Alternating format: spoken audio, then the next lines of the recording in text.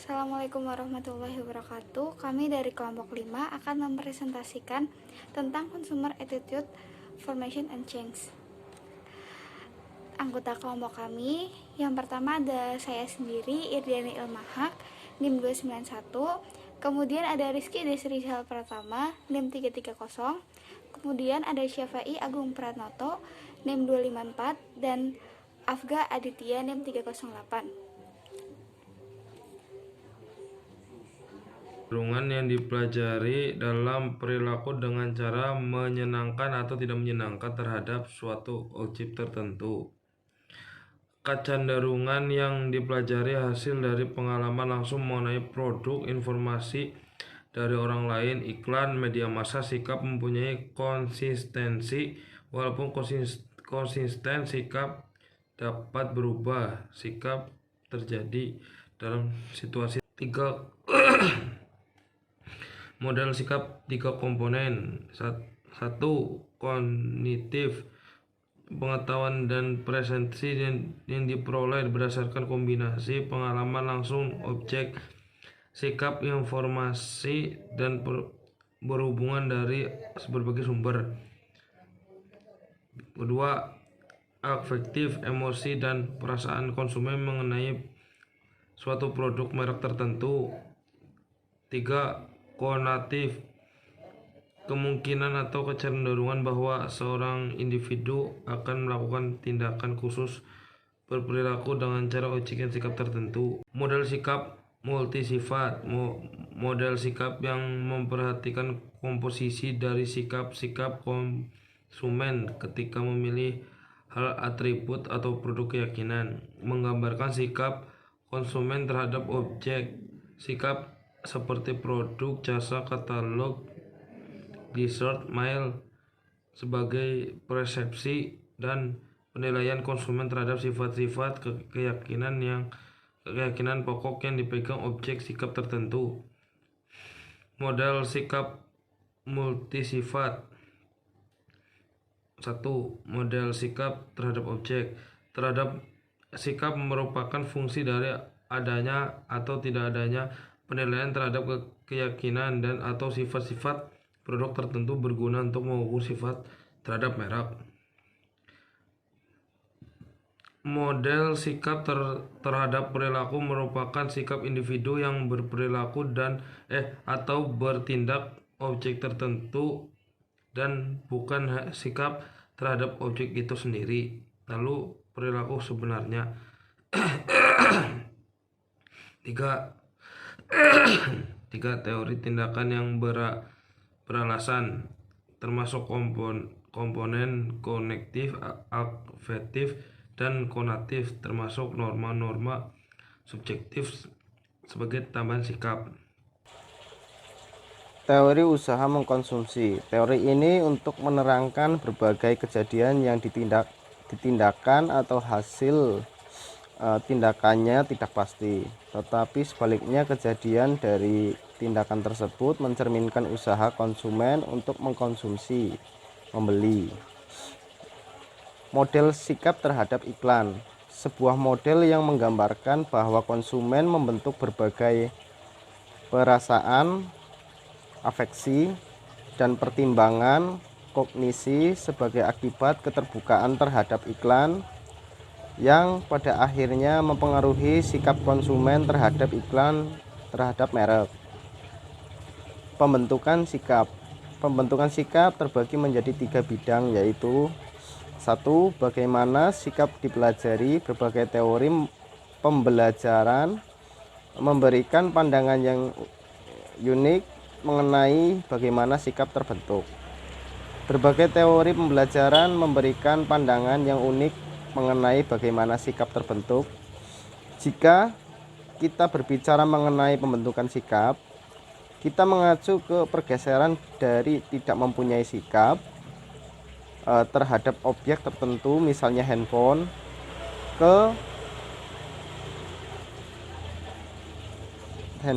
ke mempunyai sikap terhadapnya, seperti handphone berguna sebagai alat berkomunikasi jarak jauh. Pergeseran dari tidak ada sikap menjadi sikap tertentu atau pembentukan sikap merupakan hasil pembelajaran. Dalam situasi di mana konsumen berusaha memecahkan masalah atau memuaskan kebutuhan, mereka mungkin membentuk berbagai sikap, baik positif maupun negatif, mengenai produk atas dasar keterbukaan terhadap informasi dan kognisi, pengetahuan dan kepercayaan mereka sendiri. Pada umumnya, semakin banyak informasi yang dipunyai konsumen mengenai produk atau jasa, lebih besar kemungkinan mereka akan membentuk sikap terhadapnya, baik positif maupun negatif. 2. Sumber-sumber yang mempengaruhi pembentukan sikap. Pembentukan sikap dipermudah oleh pengalaman pribadi langsung dan dipengaruhi oleh berbagai gagasan dan pengalaman teman-teman maupun pengaruh anggota keluarga dan keterbukaan terhadap media massa. Pembentukan sikap dipermudah oleh pengalaman pribadi langsung dan dipengaruhi oleh berbagai gagasan dan pengalaman teman-teman maupun pengaruh anggota keluarga dan keterbukaan terhadap media massa dengan mengakui pentingnya pengalaman langsung. Para pemasar sering berusaha mendorong proses untuk mencoba berbagai produk baru dengan memberikan kupon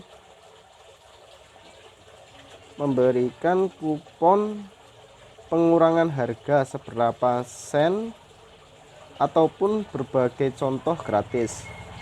Sebagai contoh, ketika membeli produk A berupa produk lama sebanyak 2 buah akan mendapatkan bonus produk B, produk baru.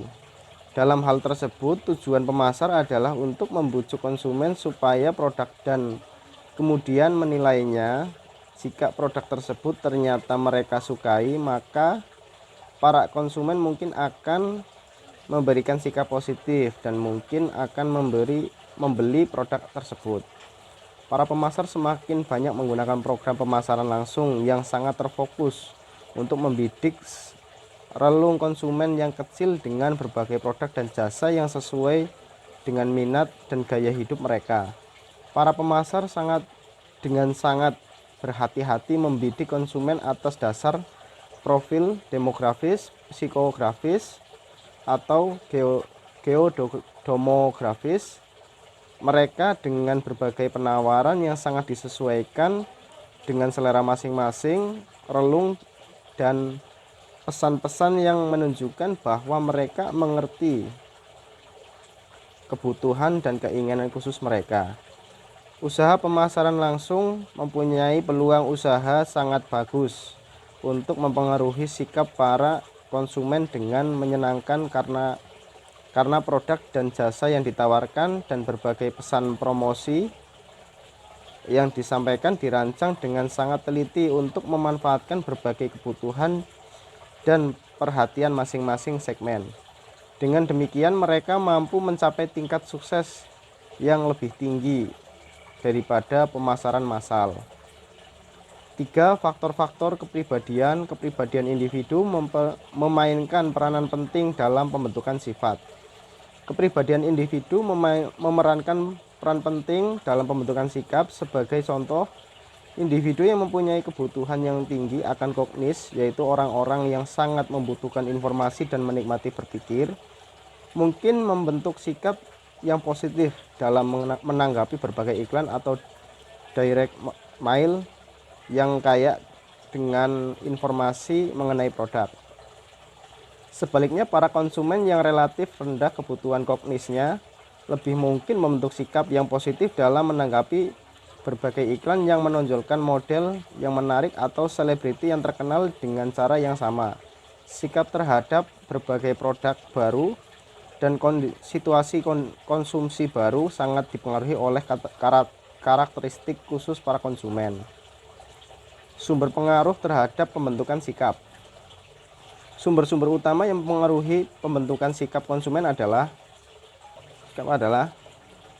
A. Pengalaman langsung oleh konsumen dalam mencoba mengevaluasi produk dapat mempengaruhi sikap konsumen terhadap produk tersebut.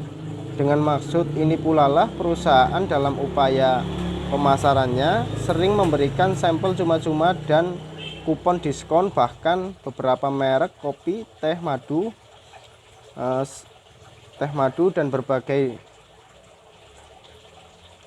dan berbagai daging goreng tepung yang ditawarkan pada calon konsumen di mal dan di depan pasar swalayan.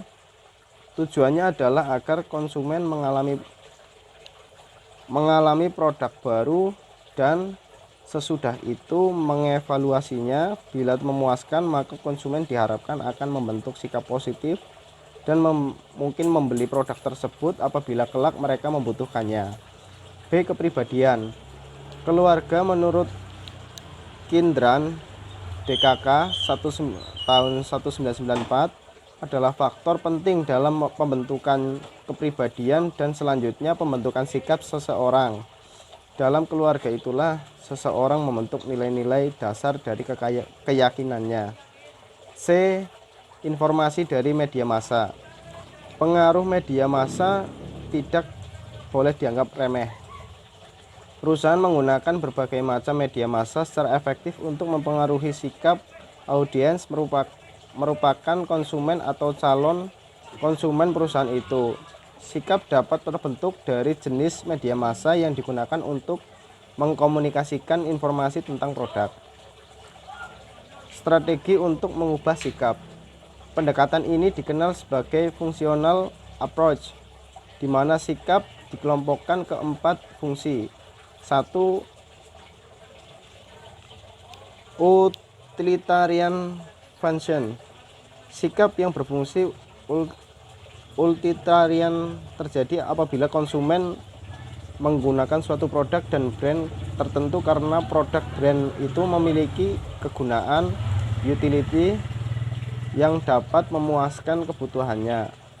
Untuk mengubah sikap utilitarian ini, pemasar akan menekankan pada kepuasan dalam penggunaan produk.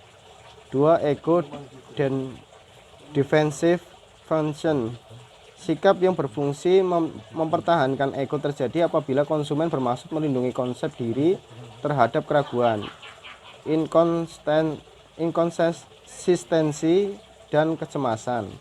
3.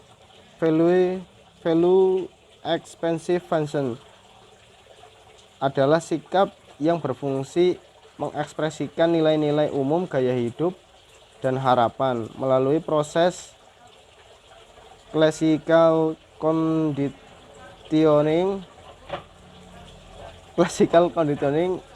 Suatu brand diasosiasikan dengan stimulus yang dapat berupa humor dan lain-lain. Kenalkan, nama saya Rizky Desrizal Pratama, NIM 1902010330.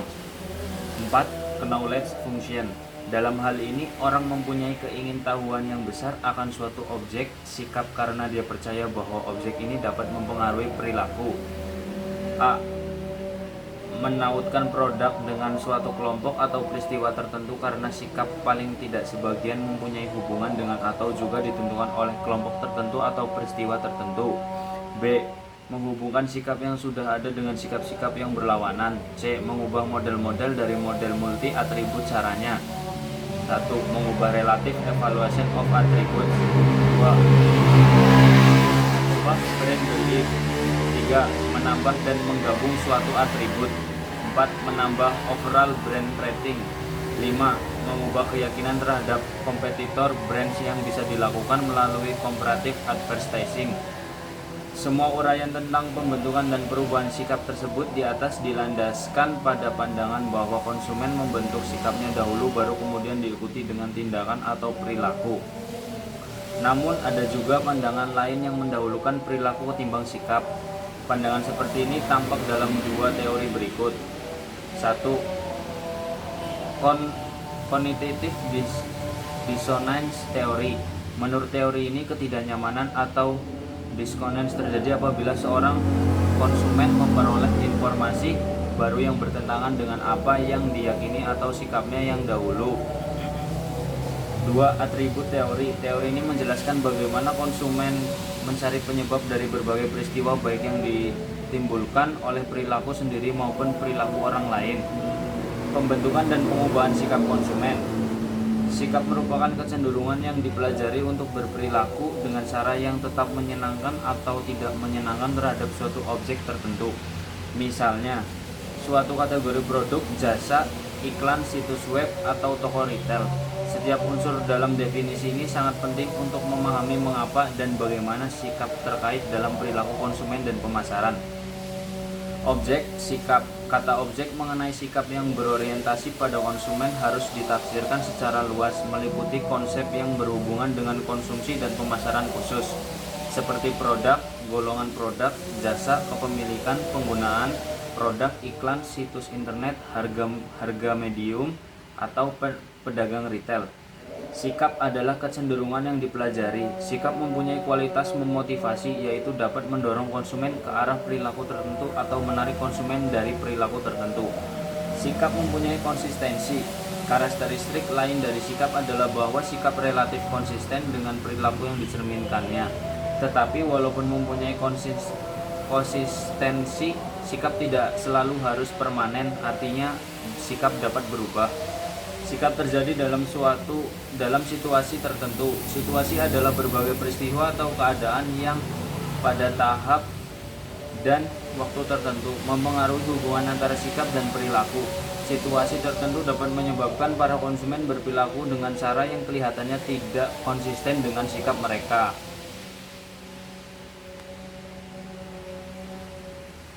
Perubahan dipengaruhi oleh berbagai pengalaman pribadi dan informasi yang diperoleh dari berbagai sumber perorangan dan umum. Kepribadian konsumen sendiri mempengaruhi penerimaan maupun kecepatan perubahan sikap. Strategi-strategi perubahan sikap. Mengubah sikap konsumen merupakan pertimbangan strategi pokok bagi kebanyakan pemasar. Bagi pemasar yang cukup beruntung menjadi pemimpin pasar dan memperoleh nama baik dan kesetiaan konsumen yang besar sekali. Tujuan yang diusahakan adalah memperkuat sikap positif para konsumen yang sudah ada sehingga mereka tidak akan beralih terhadap berbagai penawaran khusus para pesaing dan berbagai bujukan lain yang dimaksudkan untuk memenangkan mereka. Di antara strategi pengubahan sikap yang tersedia bagi mereka, mengubah fungsi motivasional dasar. Strategi yang efektif untuk mengubah sikap konsumen terhadap produk atau merek tertentu adalah dengan membuat berbagai kebutuhan tertentu menonjol. Salah satu metode untuk mengubah motivasi dikenal sebagai pendekatan fungsional. Menurut pendekatan ini, sikap dapat digolongkan menurut 4 fungsi. Fungsi manfaat. Kita mempunyai sikap terhadap merek tertentu sebagian karena pengaruh penggunaan merek tersebut. Jika produk tertentu berguna atau membantu kita di masa yang lalu, sikap kita terhadap cenderung menyenangkan. Salah satu cara untuk mengubah sikap terhadap produk tertentu adalah dengan menunjukkan kepada orang-orang bahwa produk ini dapat memenuhi tujuan manfaat yang mungkin belum terpikir oleh mereka. Fungsi pembelaan ego. Kebanyakan orang ingin melindungi citra diri mereka dari perasaan keraguan dalam diri. Mereka ingin mengganti ketidakpastian mereka dengan rasa aman dan keyakinan diri. Berbagai iklan kosmetik dan produk perawatan diri dengan mengenali kebutuhan ini meningkatkan keterkaitan mereka dengan konsumen dan kemungkinan perubahan sikap yang menyenangkan dengan menawarkan jaminan pada konsep diri. Strategi perubahan sikap terbagi menjadi 5. Yang keempat adalah fungsi pernyataan nilai. Sikap merupakan pernyataan atau refleksi dari nilai-nilai, gaya hidup, dan pandangan umum konsumen. Jika segmen konsumen tertentu biasanya mempunyai sikap yang positif terhadap kepemilikan alat-alat komunikasi pribadi yang mutakhir, maka sikap mereka terhadap alat-alat elektronik baru mungkin merefleksikan orientasi itu. Jadi, dengan mengetahui sikap para konsumen yang menjadi target, para pemasar dapat lebih tepat mengantisipasi nilai-nilai gaya hidup atau pandangan mereka dan dapat merefleksikan karakteristik ini dalam iklan dan dalam pemasaran mereka secara langsung. Kemudian, yang kelima ada fungsi pengetahuan. Para individu biasanya mempunyai kebutuhan yang kuat untuk mengetahui dan memahami orang-orang atau barang-barang yang berhubungan dengan mereka. Kebutuhan untuk mengetahui konsumen yang merupakan kebutuhan kognitif. Bagi para pemasar yang peduli akan pengaturan posisi produk, memang kebanyakan pengaturan posisi produk dan merek merupakan usaha untuk memuaskan kebutuhan untuk mengetahui dan untuk memperbaiki sikap konsumen terhadap merek dan dengan menekankan berbagai keunggulannya dibandingkan berbagai merek-merek pesaingnya. Menggabungkan beberapa fungsi. Ya, karena konsumen itu berbeda. Ada yang menyukai dan ada juga yang tidak produk atau jasa yang sama. Karena berbagai alasan tersebut, kerangka fungsional untuk mempelajari sikap bisa sangat berguna. Yang pertama, mengasosiasikan produk dengan suatu kelompok atau peristiwa yang dikagumi. Yang kedua adalah mengatasi dua sikap yang bertentangan. Yang ketiga adalah merubah komponen-komponen dari model multi-atribut. Yang keempat adalah merubah keyakinan tentang merek-merek pesaing. Perubahan sikap. Perubahan sikap dipengaruhi oleh berbagai pengalaman pribadi dan informasi yang diperoleh dari berbagai sumber perorangan dan umum. Kepribadian konsumen sendiri mempengaruhi penerimaan maupun kecepatan perubahan dari sikap itu sendiri. 4. Fungsi dasar dari sikap.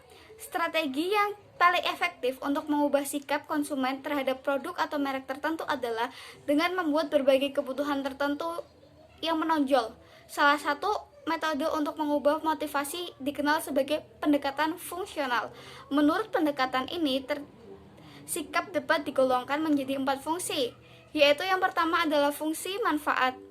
Konsumen dapat mendapatkan manfaat yang lebih dari suatu produk dibandingkan dengan produk yang lainnya. Yang kemudian adalah fungsi pembelaan ego. Konsumen dapat mendapatkan rasa nyaman karena telah mengkonsumsi suatu produk sehingga konsumen tidak ingin beralih ke produk yang lain. Kemudian fungsi pernyataan nilai. Konsumen dapat memberikan nilai positif atau negatif terhadap suatu produk sehingga konsumen dapat memilih produk-produk mana yang bernilai positif. Kemudian ada fungsi pengetahuan. Sebelum konsumen mengkonsumsi sebuah produk, konsumen telah mempelajari dan mengetahui produk yang ingin dikonsumsi, sehingga konsumen merasa puas dengan produknya karena sebelum mengkonsumsi, ia telah mempelajari dan mengetahui produk yang akan dikonsumsinya.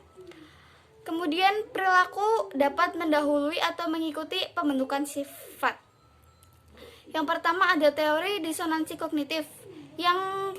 Yang dimana teori ini menyatakan bahwa ketidaknyamanan atau disonansi terjadi pada saat seorang konsumen menghadapi pemikiran-pemikiran yang bertentangan tentang suatu keyakinan atau suatu objek sikap. Yang kedua ada Purkes dissonance. Disonansi kognitif yang telah terjadi setelah konsumen membuat suatu komitmen pembelian. Konsumen mengatasi disonansi ini melalui berbagai macam strategi yang telah dirancang untuk mengkonfirmasikan kearifan atas pilihan mereka sendiri. Yang ketiga ada teori atribusi, suatu teori tentang bagaimana orang menempatkan korban atas peristiwa dan membentuk atau merubah sikap mereka sebagai suatu outcome atas penilaian perilaku mereka sendiri atau perilaku dari orang lain. Kemudian selanjutnya ada elaboration likelihood model, suatu teori yang menyatakan bahwa tingkat keterlibatan seseorang selama pemrosesan pesan merupakan suatu faktor kritikal dalam menentukan rute persuasi yang bisa efektif. Kemudian ada teori kepemilikan sifat tertentu. Teori ini menggambarkan pembentukan dan pengubahan sikap sebagai hasil perkembangan pemikiran orang mengenai perilaku dan pengalaman mereka sendiri. Ada teori persepsi diri, suatu teori yang menyatakan bahwa konsumen dapat mengembangkan sikap dengan merefleksikan pada perilaku mereka sendiri. Kemudian ada kepemilikan sifat terhadap orang lain. Kemudian ada kepemilikan sifat terhadap barang. Kemudian ada bagaimana kita menguji kepemilikan sifat kita. Kemudian ada atribusi defensif. yaitu suatu teori yang menyatakan bahwa konsumen kemungkinan akan menerima pujian atas hasil yang memuaskan dan akan juga menyalahkan orang lain atau produk atas suatu kegagalan. Kesimpulannya adalah sikap konsumen adalah suatu mental dan saraf yang berkaitan dengan perasaan untuk menanggapi di organisasi melalui pengalaman dan memiliki pengaruh yang mengarah dan atau dinamis dalam sebuah perilaku. Sikap meliputi 3 fungsi utilitarian: mempertahankan ego, refleksi nilai, dan pengetahuan. Model sikap terdiri dari kognitif, afektif, dan konatif. Model sikap multisifat meliputi model sikap terhadap objek, model sikap terhadap perilaku, dan teori model tindakan yang beralasan. Kemudian ada video penunjang tentang materi berikut dan bisa diakses melalui link yang sudah tercantum. Terima kasih, sekian dari kelompok kami. Apabila ada kesalahan, kami mohon maaf. Sekian, wassalamualaikum warahmatullahi wabarakatuh.